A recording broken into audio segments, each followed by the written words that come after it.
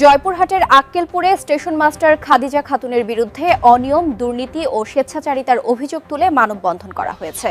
রোববার আক্কেলপুর রেল স্টেশনের প্ল্যাটফর্মে আক্কেলপুরবাসীর ব্যানারে এই মানববন্ধন হয়। বিস্তারিত দেখুন রিফাত হোসেন মেশকাটের প্রতিবেদনে। বিভিন্ন কারণে আমরা বারবার বলে আসার পরেও তারা কোনো কর্ণপাত করে নাই। জয়পুরহাটের আক্কেলপুরের স্টেশন মাস্টার খাদিজা খাতুনের বিরুদ্ধে অনিয়ম, দুর্নীতি ও স্বেচ্ছাচারিতার অভিযোগ তুলে মানববন্ধন করা হয়েছে। রোববার বেলা 11টার দিকে আক্কেলপুর স্টেশনের প্ল্যাটফর্মে আক্কেলপুরবাসীর ব্যানারে এই মানববন্ধন করা হয়।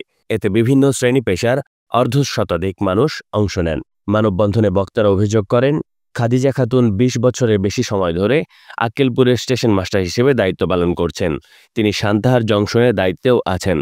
স্থানীয় যাত্রীদের সঙ্গে দুর্ব্যবহার, নানা অনিয়ম, দুর্নীতিতে জড়িয়ে পড়া এবং তার মন গড়া প্রতিবেদনের কারণে চিলাহাটি এক্সপ্রেস ট্রেনের আক্কেলপুরের যাত্রাবিরতি বন্ধ রয়েছে বলেও অভিযোগ করেন বক্তারা। তাকে দ্রুত এখান থেকে অপসারণের দাবি জানান তারা।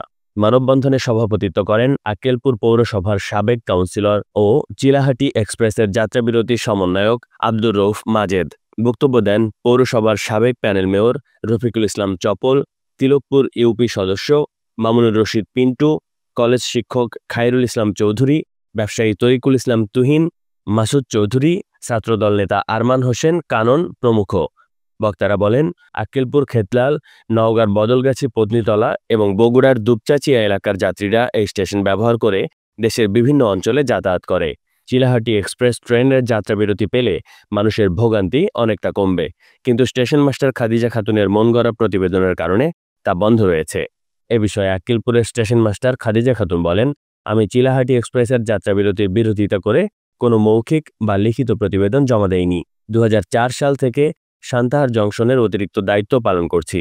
1 বছর 3 মাসে কোনো যাত্রী আমার দ্বারা হয়রানির শিকার হয়নি। আমার বিরুদ্ধে আনা অভিযোগগুলো মিথ্যা ও ভিত্তিহীন। একটি স্বার্থান্বেষী মহল আমার বিরুদ্ধে ষড়যন্ত্র করছে।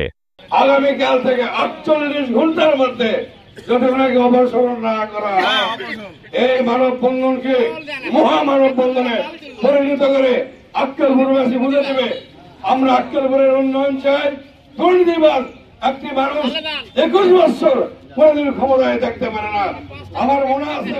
Rifat Hossain Mishkat, chief TV, Akkelpur, Joypurhat.